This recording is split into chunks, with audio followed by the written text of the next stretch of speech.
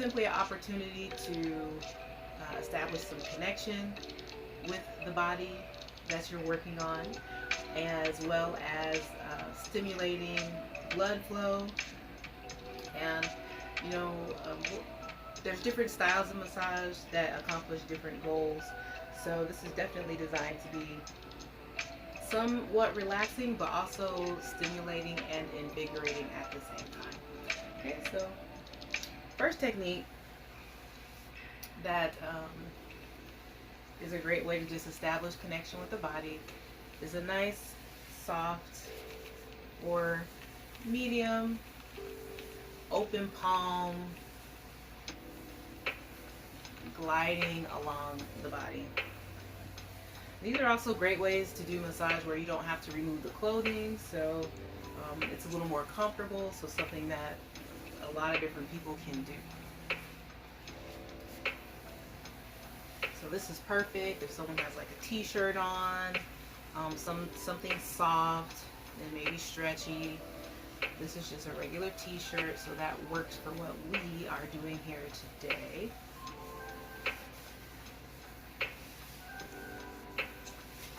It's good to kind of stroke from the base of the spine up along the neck and shoulders and back down. So that's kind of the intention of my direction.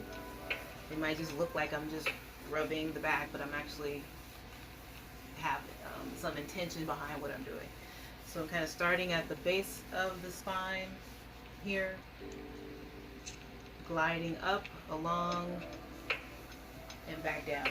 Now you never want to be right in the middle on the spinal column. You don't want to ever really massage, especially for beginners.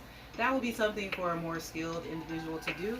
So for anyone out there who is not a skilled, trained professional, I'm going to recommend that you pretty much just stay away from the bones of the spine. Anytime you feel a bone, I want you to immediately move off of it. So you want to be kind of just to the side of the spinal column, the bones of the spine, in the meaty area, in the muscular area. And that's on both sides.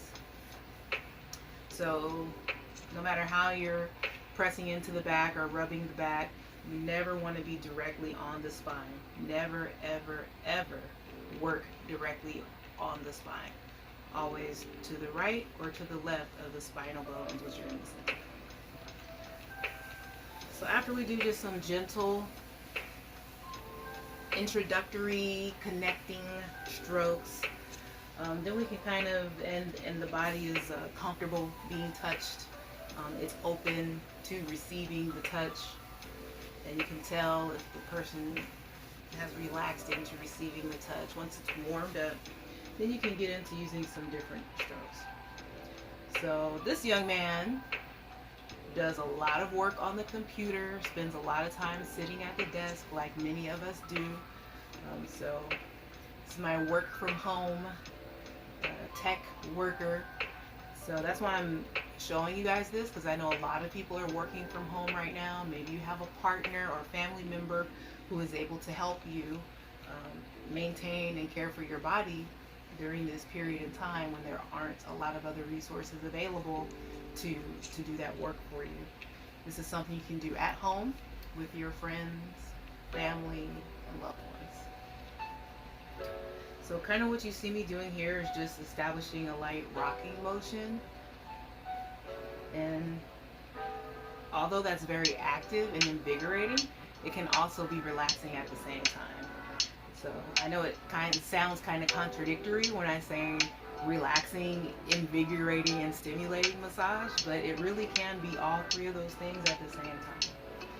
So what I'm doing is just, again, not directly on the spine, but just in the meaty area, just to the right or the left of the spine, and some gentle pushing. And you can tell that the body is relaxed by how much it rocks freely with just gentle force. Not pushing hard, not applying a lot of force. So the motion comes from the relaxation of the body, not from the amount of force that I'm using to push the body.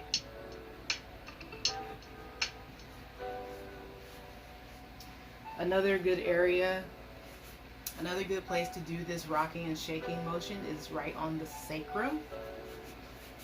So you can use an open flat palm, rocking and shaking along the sacrum. If you can feel the sacrum, you can kind of cup it in your hand. So the fingers are on one side of the sacrum and then the palm of the hand is on the other side. And you can stimulate both sides at the same time. The pushing as well as the pulling motion with the fingers. How does that feel, Kevin?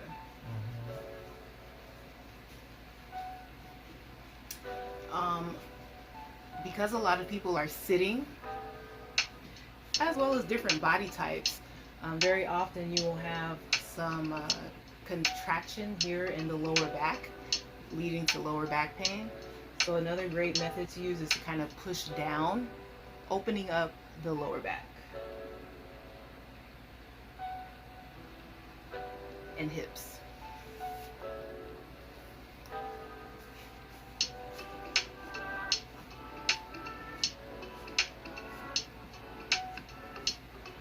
And this motion feels good to a lot of people. A lot of low back pain. But it can also be very tender on a lot of people, so you want to check in about the amount of force you're using and how it's feeling to the person you're working with. I'm basically using the base of my palm to press in, not too hard, just kind of flowing with the natural, finding the natural tension in the body, and then maybe just pushing, a couple centimeters or with ease to allow it to open up beyond that point.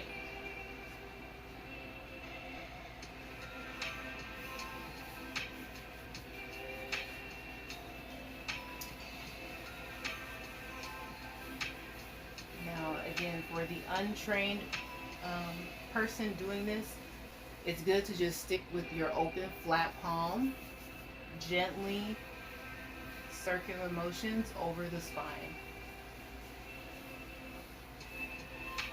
If you have a little more skill or knowledge about the body and you're not going to hurt the person and you can feel the bones of the spinal column, you can kind of just use your fingers and gently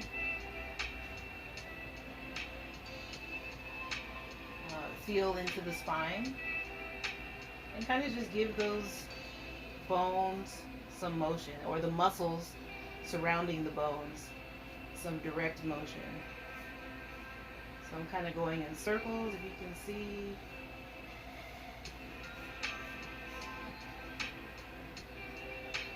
This is someone I know that spends lots of hours in a desk chair. Although I know he's pretty good about doing yoga, so I also know that he practices yoga. But we can all be a little better about doing our stretching, warming up the body, keeping the body flexible and mobile.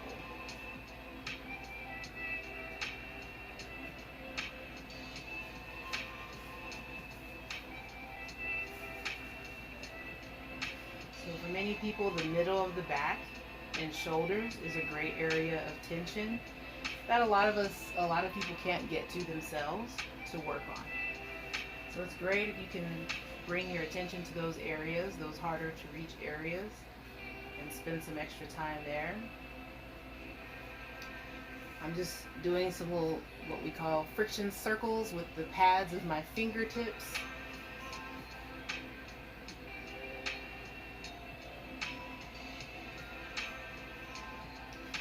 As a massage therapist, I often do what I call pain-free deep tissue work. Because so many people get deep tissue massages and have a bad experience where they really got hurt. And you don't have to hurt someone to really connect at a deep level with the muscles and tissues of the body.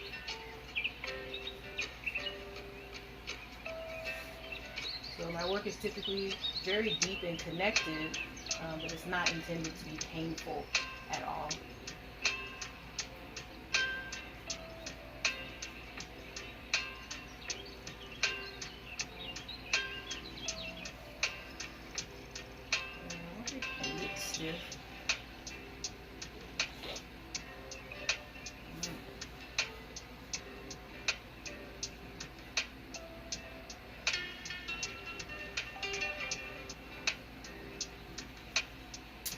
some little things that really help with establishing some connection with the person you are massaging is you'll notice how I'm sitting directly beside the body and kind of just meeting the body with the side of my body as well.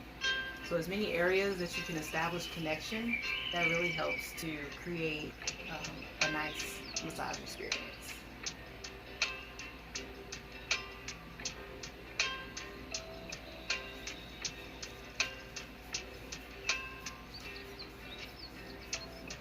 So you want to, as often as possible, keep both hands on the body.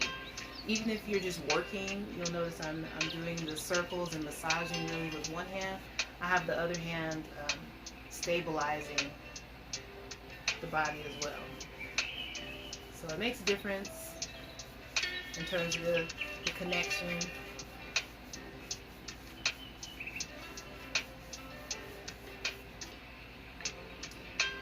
A lot of what we're doing right now is just warming up the tissues of the body. There's many different types of massage designed to do many different things. And this is just some gentle introductory massage, basically just to warm the tissues of the body and stimulate some energetic and blood flow. Energy and blood flow.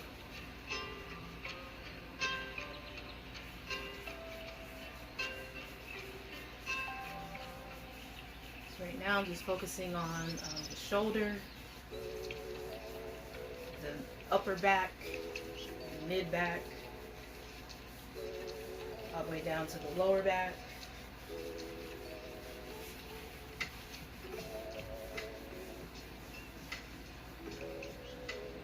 And then up into the neck as well, just with some gentle circles.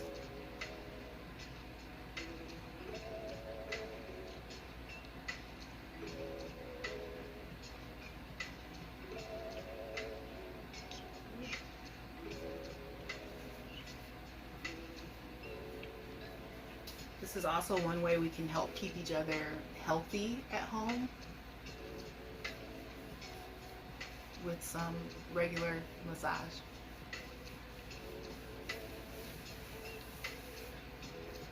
So you don't have to think of massage as just a professional service that only a professional can do. Everybody can do massage.